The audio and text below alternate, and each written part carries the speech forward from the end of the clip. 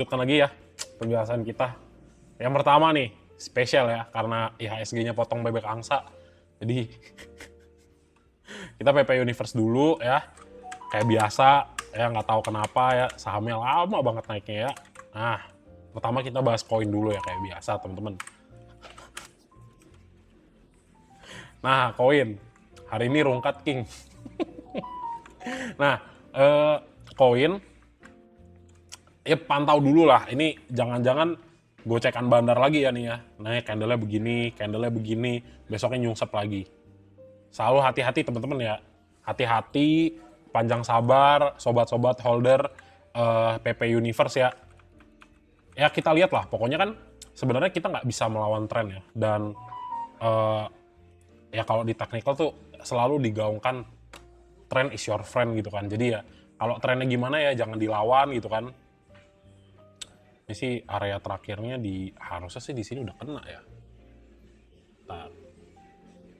Jauh ya ke sini 2400. Nah, jadi buat si koin teman-teman ya tetap sabar lah kalau teman-teman yang nyangkut gitu kan. Kenapa ya? Karena ya Mas Mon tahu lah, ini retail pasti banyak nyangkut nih dari pucuk 26%. Dari bener-bener the real pucuk ya ini udah 30-an%. Ya kayak gini juga palingan nih. 45% ya di bawahnya nih dari pucuknya dia nih. Bener-bener sampai closing 40-45%. Nah, jadi kalau di sini kita ikutin pola yang sama seperti ini, koreksi sekitar 45%. Nah, kita coba cari ya 45%-nya di mana ini? Dari peak-nya 45%-nya si koin ya. Udah, simple analisis, masih 30%, 45%-nya jatuh di 2620. Ya hopefully itu bottomnya ya. Kenapa? Karena kan kita ngikutin nih tren yang sebelumnya, meskipun si doi ini uptrend, tapi ya kalau koreksi 40% ya repot juga kan. Nah ini juga sama, karena masih downtrend, Mas Emon nggak bisa ngomong banyak, kita perlu konfirmasi dia itu harus sideways, harus create higher low, nah itu PR-nya banyak ya. Jadi untuk sementara ya pantau dulu harga 3000-nya ini teman-teman ya, jangan sampai besok jebol. Kalau misalnya besok jebol ya akan turun lagi nggak? Ya akan ya.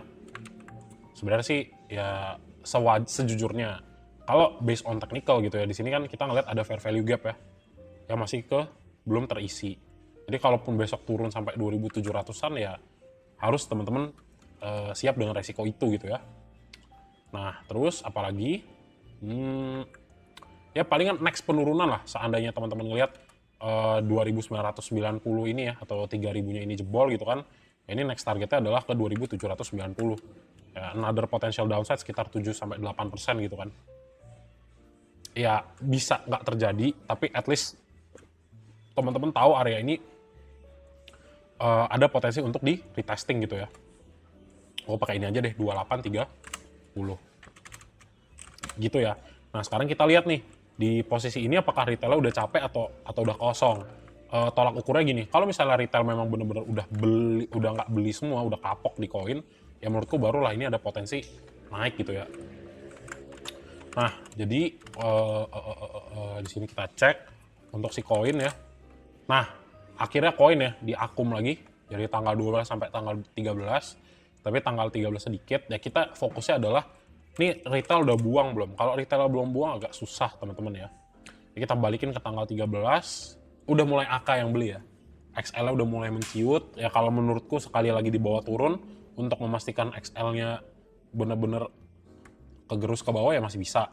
YU, LG, KI, PD, ZP, HD, YP. Ya kita lihat at least XL-nya udah nggak di atas. Coba kita gabungin dari tanggal 12 ya, sorry. CC, AK, XL. Nah ini XL masih lumayan lah ya. At least CC sama AK udah mulai pegang barang. Jadi ya siap-siap lah. Kayaknya bentar lagi udah mau bottom. Nggak tahu di mana, tapi at least udah kelihatan nih retailnya udah mulai nggak terlalu interest dengan koin ya. Kemudian ada MGU untuk yang jualan. Kalau per tanggal 1 ya biar agak sedikit dapat gambaran ya retail masih banyak gitu ya. Baru beberapa hari inilah kita ngeliat ya retail udah mulai lelah ya dengan keadaan koin yang seperti ini gitu ya. Jadi pantau lah teman-teman ya. Ya semoga aja ya di 3000 bisa ketahan ya, ini jadi support yang kuat sebelum naik. Ya bagus gitu kan, tandanya teman-teman nggak lihat porto makin merah. Tapi di sisi lain kalau nanti jebol ke bawah ya deket lagi. Nah ini buat teman-teman yang mau serok ya, cicil-cicil tipis-tipis ya, tinggal lihat, oh ke bawah ini udah diskon 40%. Ya yang suka kripto mungkin kriptonya lagi bermasalah, lagi banyak drama ya, ya silahkan kalau mau masuk sahamnya ya boleh nih masuk dikit. Tuh, di bawah sini ya 2.800-an gitu. Oke, kurang lebih seperti itu buat koin teman-teman. Nextnya itu kita akan bahas brand ya. Nah ini brand kan belum ada sama sekali informasi bahwa dia akan keluar untuk dari MSCI ya, dari MSCI. So ya harus dipertahankan Pak PP ya. Sebenarnya kan kayak gitu ya kalau misalnya udah MSCI kan. Nah, yang harus teman-teman perhatikan itu tetap ya, perhatikan tetap newsnya jangan sampai nggak dikawal untuk apa? Untuk free float, peraturan free float bursa yang akan diumumkan 31 Januari ya. Nah, ini gimana nih keputusannya nih? Keputusan free float untuk apa? Untuk khususnya MSCI ya. Nah, ini sulit nih.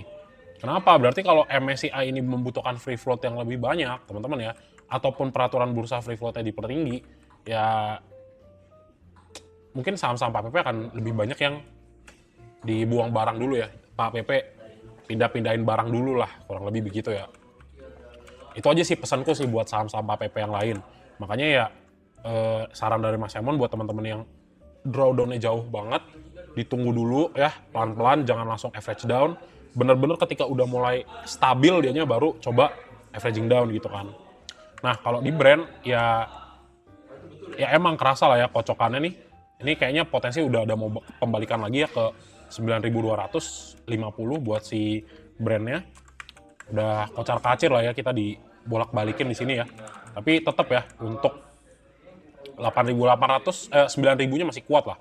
8.000 ya ke 9.000 demand-nya masih tinggi. Tapi ya tetap ya di sini masih belum fix ya, masih belum fix untuk trennya. Kita perlu dia untuk klaim lagi balik 9.200 sampai 9.400 gitu ya. Tapi kalau misalnya teman-teman ngelihat posisi tren daripada brand itu apakah masih naik, ya ini masih dalam posisi uptrend ya. Tapi ya kalau based on MA ya di sini udah mulai terjadi invalidasi. Jadi tetap harus teman-teman pantau. Nah, kuncinya adalah di sini buat si siapa ya, buat si brand itu dia harus lewatin MA 100 lagi nih. Yang mana ini kan sebenarnya PR gitu ya. Nah, ini kalau dia mau kembali lagi naik, dia harus lewatin MA 100-nya. Berarti kita tahu si brand itu masih posisinya uptrend gitu ya, teman-teman ya. Oke, jadi kurang lebih begitu. Terus ya kalau misalnya kalau ngomongin target ke 10.000 kayaknya nanti dulu ya. Ke 9.000-annya dulu ini bisa keklaim apa enggak gitu. Oke, next ya, brand BRPT ya. Nah, BRPT teman-teman ya ini kalau dibilang bagus ya ini baru bagus. Kenapa Mas kok baru bagus? Ya karena teman-teman lihat kalau dari technical ya seperti biasa ketika harga itu turun ya, misalnya nih turun. Nah, ini biasanya ketika turun di sini ini tuh biasa ada area lah, ada area yang mana dia itu nyentuh dia punya support ya. Jadi resisten yang terdahulu yang udah sekarang jadi support, ini ketika dia koreksi tuh dia sentuh dulu sebelum dia naik lagi. Intinya gitu kan. Nah, terus teman-teman lihat ini hal yang sama. Jadi di sini teman-teman ngelihat area support kuat daripada BRPT itu disentuh lagi, maka kita di sini bisa melihat adanya pantulan kenaikan harga BRPT di 2.800. Nah apa nih? Kalau secara teknikal ya sebenarnya di sini ada area lagi yang belum disentuh nih. Ya fair value gap-nya sih inilah satu candle panjang inilah ya. Ini kan dia itu 16% ya ini ya. 16%. Nah, ini belum ada sama sekali testing nih. Ini baru kena separohnya ya, baru 2.600. Tapi ya dengan sebenarnya ada signifikan demand dari sini ya.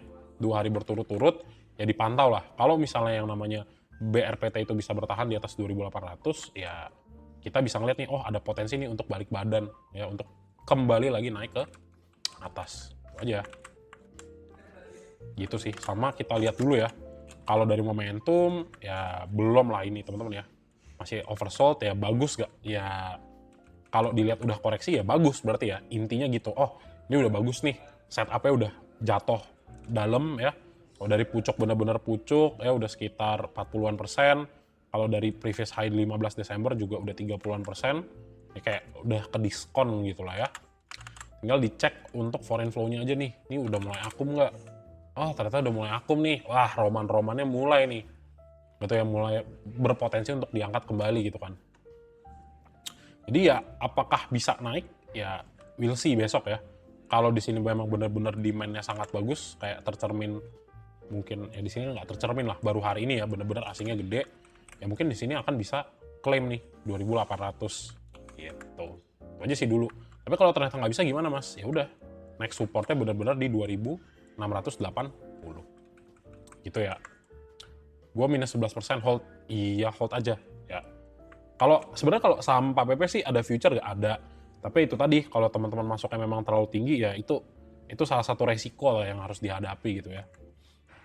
Gitu. Terus kita cek foreign flow buat si BRPT. Nah ini tanggal 13 lah ya biar fair ya, tanggal 13. Ketua kita AK udah mulai masuk teman-teman ya. Ya udah bisa elus-elus dada lah ya. AK, ZP, BK udah mulai masuk ya, jumlah terbesar ada ZP, ada AK ya.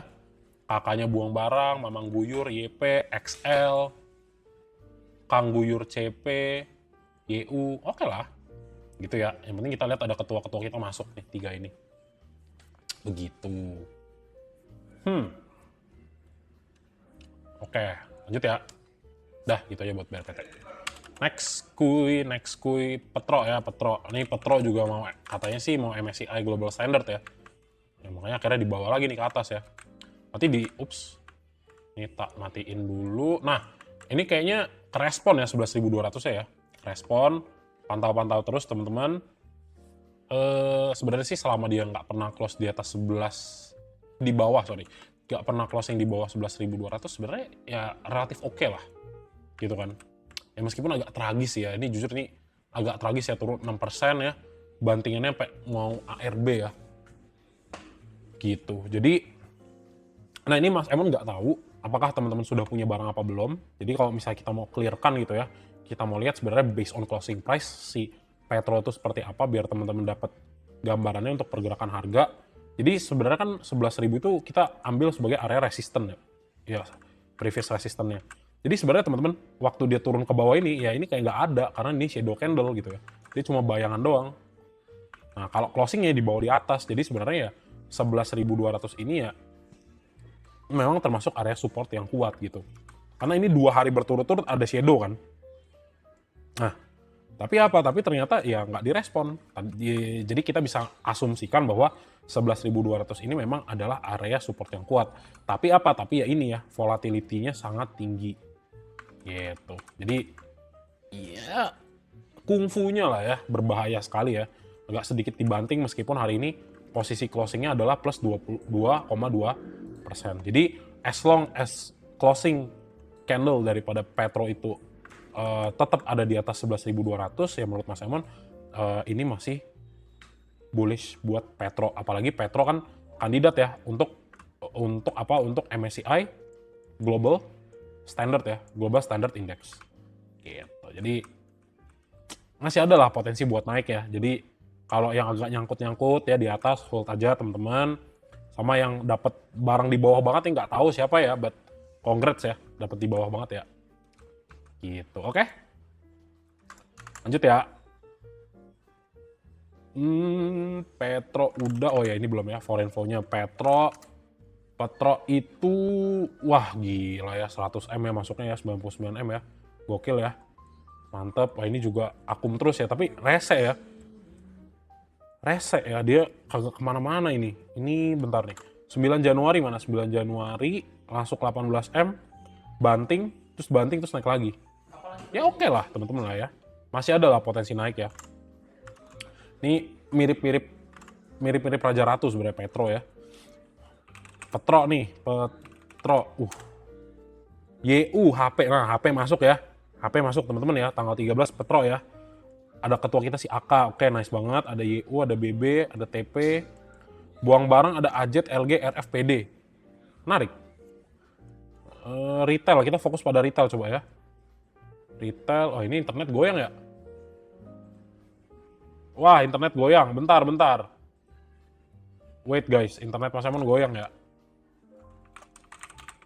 Bentar, sorry, internet Mas Emon goyang.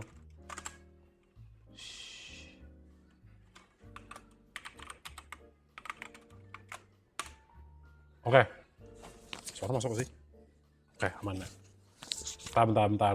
Bentar guys, bentar. Nah, lanjut ya. Kelihatan nggak? Kelihatan ya? Aman ya? Oke. Potong nggak? Nggak. Oke. Nah, tadi ya. Yang masuk ada YU HP aku ya. Nah, ini HP oke lah ya. Terus potensi, lihat lagi AZ, LG, RF, cakep. Oke. Petro juga akumnya bagus. Jadi ya, sebenarnya kalau teman-teman emang mau ngikutin MSCI-nya, ya sebenarnya range di area support 11.000 ya sampai 11.500. Ini berapa nih? Ya oke lah kalau teman-teman emang mau masuk di area-area sini, ini masih oke sebenarnya. Tapi ya benar-benar teman-teman harus perhatikan ya, jika dia ini turun, ini stop loss-nya harus agak panjang ya. Harus agak panjang karena dia ngambil liquidity ya. Ini ngambil liquidity ya. Ini nih ngambil liquidity nih. Ini ngambil liquidity itu gede. Jadi kalau teman-teman mau masuk ya, bisa masuk tipis di sini. Ketika dia itu harganya turun ya, teman-teman bisa tambah lagi antri gitu ya. Gitu, oke? Gitu aja sih. Nah, sama ya perhatikan juga ya, karena momentum stochastic slow-nya udah dead cross ke bawah gitu kan. Jadi kalaupun nanti dia agak sedikit choppy di sini ya, closing based on close candle-nya ya tinggal tunggu aja sampai MSCI-nya bener-bener jadi gitu ya di Februari. Gitu ya guys. Sebenarnya sih Petro harusnya kalau ngomongin minyak ya harusnya dia kena sentimen juga. Ya nggak tahu karena Pak PB nggak ada duit kali buat naikin barang. Duitnya udah kemana-mana ya. Gitu, oke? Next, kita bahas apa nih? Kita bahas TPIA ya. TPIA nggak bangkit-bangkit ya? Bangkit gak dia? Oh lah, baru bangkit ya. 6.500 nih teman-teman ya. Bener-bener baru bangkit ya. Tapi tetap sih aku sebenarnya nggak terlalu berani ya di TPIA ya. Belum lah kayaknya nih. Ya pantau-pantau lah teman-teman ya. Karena ya kalau Mas Emon ngeliatnya sih ini ya. Ini kan M ya, formasi M itu ya, double top formation. Coba cek ya, kayak BTC USDT tahun 2021. Nah, ini persis mirip begini. Jadi ya kenapa inget ya, karena nyangkutnya di posisi kayak gini nih. Naik terus banting. Gitu ya. Nah, terus apa? Terus ya dipantau dulu nih teman-teman ya. Untuk area TPIA di 6.500 ini kan sebenarnya adalah area support yang benar-benar sering diuji kan. Jadi untuk technical rebound itu sebenarnya tetap bisa ada. Jadi kalau buat teman-teman yang udah punya barang di TPIA misalnya di 6.500, ya yang benar-benar harus teman-teman pantau itu 6.900. Kenapa? Karena kalau 6.950-nya ini cuma sebagai untuk dia create lower high sebelum turun ke bawah lagi, ya hati-hati. Tuh yang pertama. Nah, jadi sebenarnya kita butuh yang namanya TPIA itu untuk konsolidasi dan kalau bisa nge-create yang namanya another higher low supaya di sini kita benar-benar bisa ini valid nih, bottoming-nya sudah terjadi gitu. Kenapa sebenarnya cukup menarik buat masuk si TPIA ya, karena secara nggak langsung ya teman-teman udah tahu TPIA diskonnya udah gede banget. Tapi ya itu karena kita nggak tahu bottomnya di mana, jadi wait and see dulu. Gitu ya. Ini kita lihat aja nih TPIA. Nah, ternyata ya kalau di Akom ya udah mulai ya dari tanggal 8 sampai tanggal 13. Oke, buangannya di tanggal 9. Tinggal kita cek nih. TPIA, OD, Aku, YU, RXBK. Ya mungkin akan dibawa lagi. ZP, LG, fokus pada XL, XC, YP yang nggak ada. Oke, sekarang kita cek dari sebulan per Januari ya.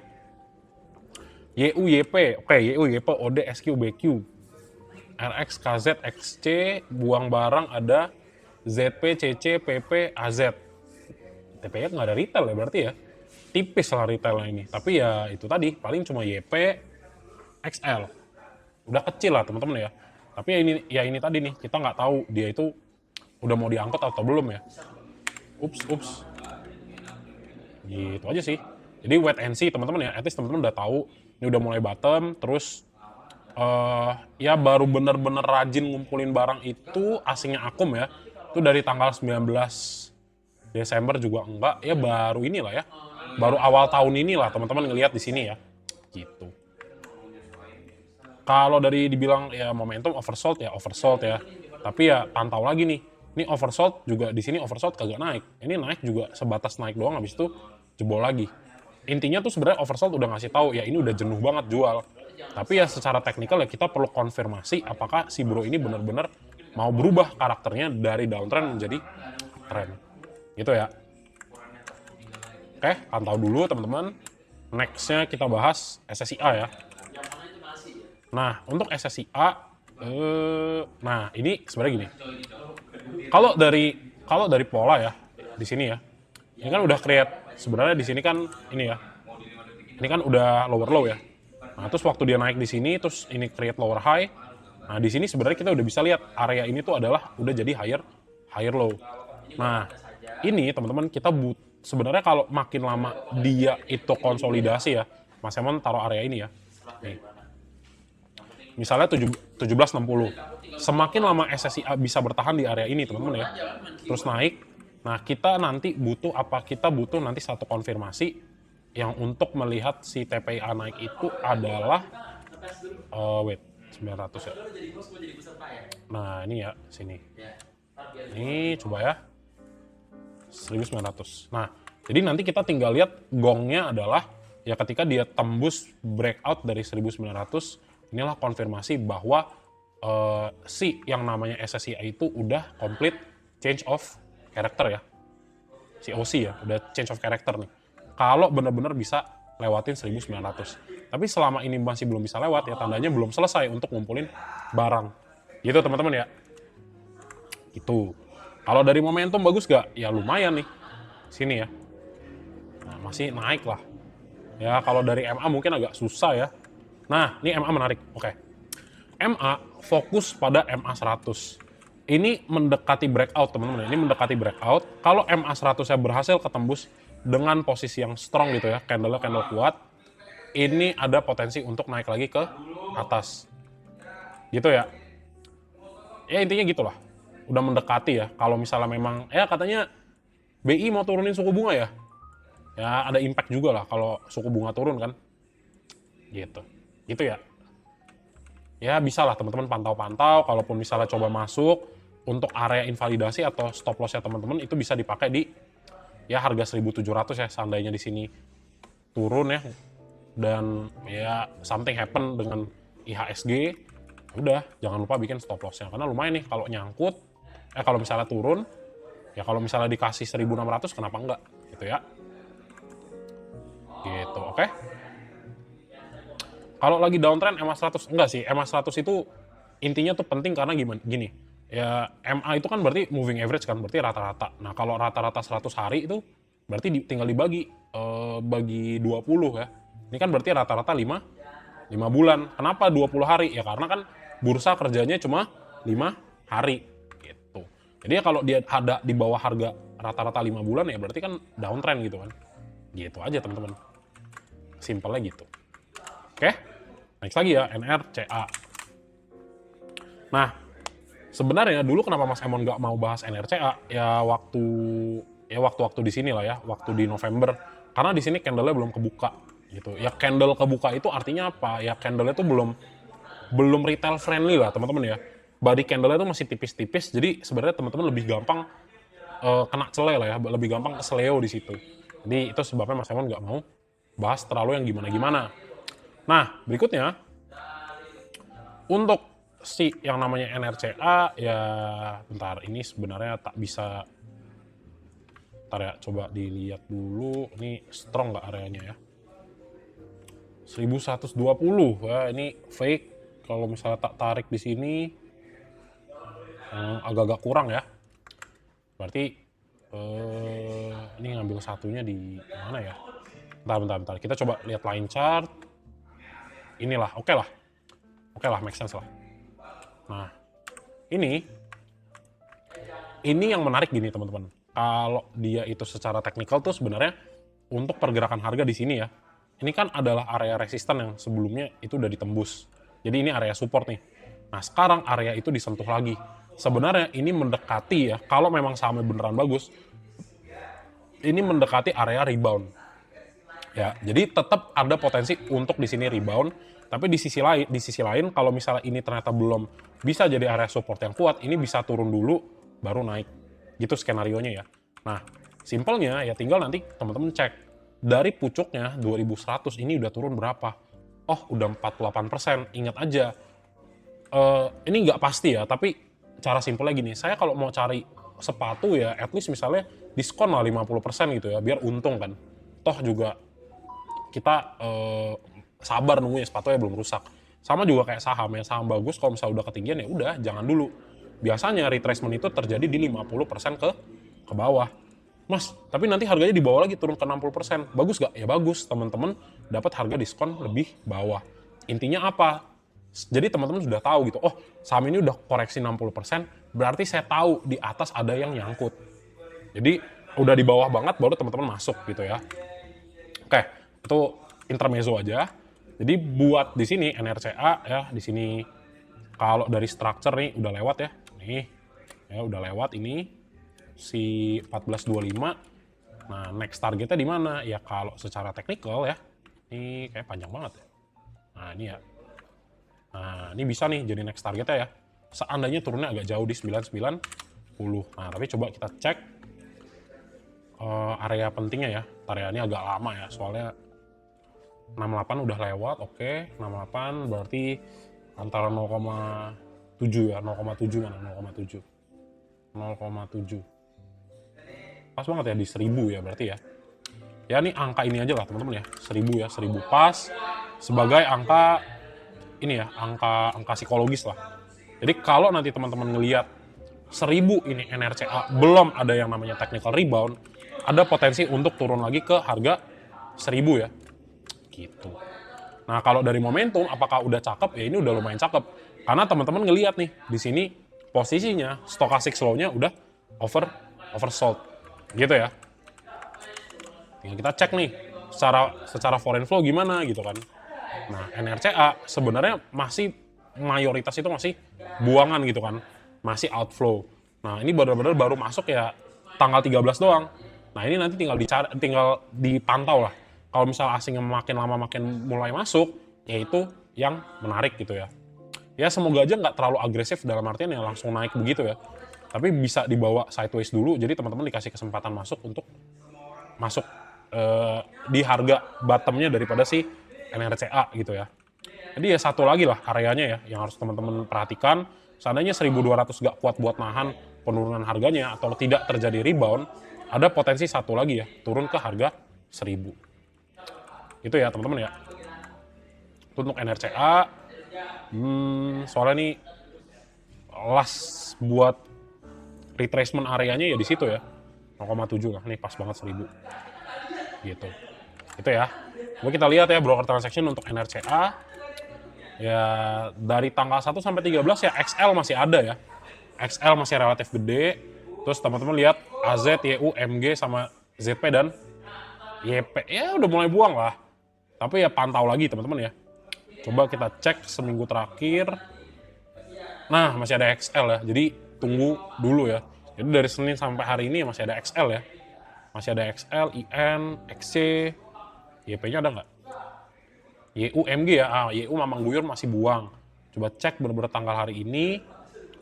IN, AK, BK, HP. HP mulai masuk. AZ, XL. Nah, baru tanggal 13 teman-teman ya. Buangan barangnya baru tanggal 13 ya. Gitu. Jadi ya teman-teman pantau-pantau lah. Kan udah tahu ya ini udah koreksi gitu ya. Jadi ini sebenarnya karakter yang Mas Emon suka. Mas Emon nggak mau tuh kayak GTSI yang naiknya lagi tinggi-tingginya dan oh iya teman-teman beli ya. Ya enggak lah. Dikarungin pasti. Gitu kan. Jadi kalau udah kayak gini kan udah enak nih, udah cakep banget, udah koreksi banyak nih.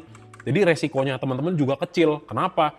Ya nanti kalau misalnya pun ketarik ke bawah ini ada makin murah harganya, makin gampang untuk investor tuh masuk di sini. Wah ini mah udah demand-nya udah murah banget nih, gitu kan. Jadi ada potensi untuk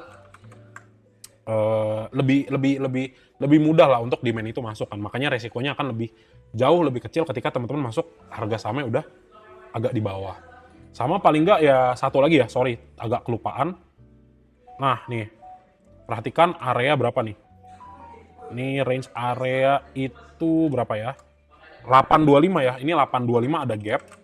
Jadi bisa aja nanti tiba-tiba ketutup. Nah, at least kita udah tandain dulu ya. Gitu. Itu ya guys. Oke, kurang lebih gitu untuk NRCA. Next lagi kita bahas cuan ya.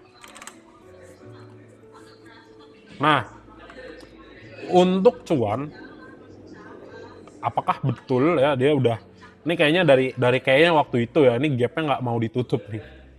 Gapnya nggak mau ditutup ya, 1780 ya. 1780 ya, pantau-pantau lah teman-teman ya. Kalau si cuan itu mau bener-bener kuat naiknya, ya at least besok kalau teman-teman lihat pergerakan harganya ya di atas 19.15. Kenapa? Karena kalau di atas 19.15 ya ini tetap ada potensi untuk kembali naik gitu ya. Nah, tapi seandainya yang namanya cuan itu masih turun, ya udah teman-teman tungguin. Kalau misalnya besok close itu dekat-dekat 1.800 gitu ya. Nah, di sini teman-teman harus jaga-jaga. Kenapa? Karena masih ada gap yang belum ditutup nih di sini. Gitu. Idealnya sih sebenarnya di sini masuk ya. Di sini gap, ya udah set. Idealnya gitu, tapi ya kagak tahu kan kayak gimana. Nah, paling nggak kita cek dulu. Nih si cuan real gak nih? Udah ini real banget gak nih? Udah keluar semua si retailnya gitu kan. Tinggal dilihat. Nah, ini HP keluar. AZ keluar juga. Ada XC ya. Sama YP. Nah, terus kalau ini tadi kita lihat XL mana nih XL.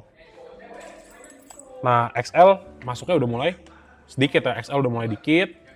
Terus teman-teman lihat yang beli barang siapa? Ada RX, CC sama AF AKBK lah. Nah, kalau foreign flow ya baru benar, ini baru pertama kali masuk ya.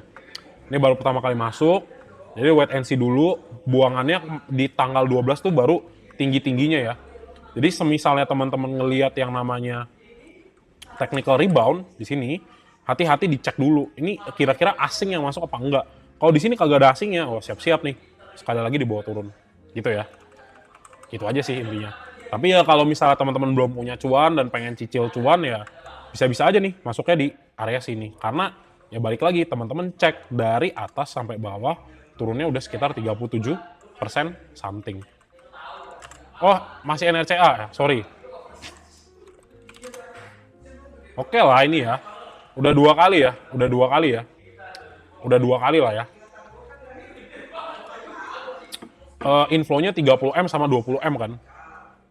Ya ada lah teman-teman ya potensinya ya. Coba kita cek lagi dari tanggal 12. CCAFAK ya, CCAFAK. Buang barangnya, nah ini udah mulai lengkap ya. AZ, oke, XL, YP sama XC-nya nggak ada nih kayaknya nih. XC-nya nggak ada ya. Ya udah, bagusnya itu ya udah nih. XL, YP-nya udah keluar ya, 2 hari terakhir. Ya oke lah kalau misalnya pun ini sebagai bottom ya. Tapi pantau ya, jangan sampai sangkut. Oke? Gitu. Untung udah TP sih cuan, oke lah nggak apa-apa. Next ya, CDIA ya. Nah untuk CDIA, ntar kita pantau dulu ya. Sama nih, ini kita lihat juga kalau misalnya udah 6%, terus di sini baru naik ya pantau nih. Kalau memang asingnya masuk ya oke, tapi kalau belum harus ditunggu ya. Ntar nih coba ya. Nah, nih harusnya kena nih. 0,7 mana nih 7. Oke, menarik. Nah, pantau lagi ya teman-teman ya. Untuk si CDIA, nah ini kan 1.500 nih. Nah, kalau teman-teman lihat momentumnya dulu dah gitu ya. Ini kan sebenarnya udah lama banget nih area oversold kan. Kagak naik-naik ya. Naik dikit ya, turun. Naik dikit, turun ya. Jadi apa? Jadi ya teman-teman harus pantau ya di sini 1.500. Nah, ya kalau misalnya jebol ya next targetnya kemana ya? Ini ke 1.300 ya, 1.400 lah. Gitu. Jadi ya kita cek broker transaction deh ya biar gampang ya. MA juga jauh, terus kita cek foreign flow buat si CDIA. Ini tanggal 12 13 ya. 12 13 udah mulai akum, lumayan bagus. Oke, CDIA. Di sini CDIA 12 13 AKOD CC XAZP. Oh, udah nggak ada retail di sini nih. XL YP NI. Oh, lengkap nih. XL YP NI. Terus ada MG juga. Tapi XC kita nggak lihat ya dari tadi ya. oh, oke lah, udah mulai oke ya 2 hari terakhir ya teman-teman ya. Udah mulai oke. Jadi ya ini juga area support yang kuat. Ini juga ada gap sih ya. Oke, gapnya habis. Ya inilah dipantau ya teman-teman ya. Di 1.500 ini kalau misalnya dia bisa stay aja ya. Ini adalah potensi untuk dia selesai fase ininya, apa namanya? Selesai fase downtrend-nya. Gitu. Sebenarnya sih satu. Tapi ini sih sebenarnya masih satu wave ya kalau dilihat-lihat ya. Turunnya ya. 1, 2 belum selesai, belum terlalu selesai tapi ya harusnya sih adalah potensi ya untuk rebound ya. Tapi pantau-pantau lah teman-teman ya 1.500 ya. Gitu. Ya, jadi kurang lebih gitu teman-teman ya. Udah mulai kelihatan lah ya. Udah mulai kelihatan akumulasinya 2 hari terakhir. Jadi ya mungkin teman-teman yang nyangkutnya udah di atas juga udah bisa lega ya, kagak turun lebih dalam. Kalau mau yang coba masuk tipis-tipis, jangan langsung seabrek-abreknya masuk teman-teman ya. Bagi dulu ya portfolionya, kira-kira saya buat si CDA porsinya berapa, terus potong-potong ya. Potong-potong supaya ketika harganya turun teman-teman bisa dapat harga lagi yang di bawah. Dan yang mana itu udah sesuai gitu. Oh iya nih kita nggak langsung masuk semua dari porsinya itu, tapi udah oh ya saya mau coba 4 kali masuk. Gitu. Jadi seandainya pun, ini sampai di bawah ya jeleknya ya di bawah gede banget nih. Teman-teman kalaupun cut loss gitu, cut lossnya nggak gede gitu ya. Dari total portfolio teman-teman. Jadi kurang lebih gitu ya untuk update-nya buat ini ya sahamnya Pak PP ya. Gitu.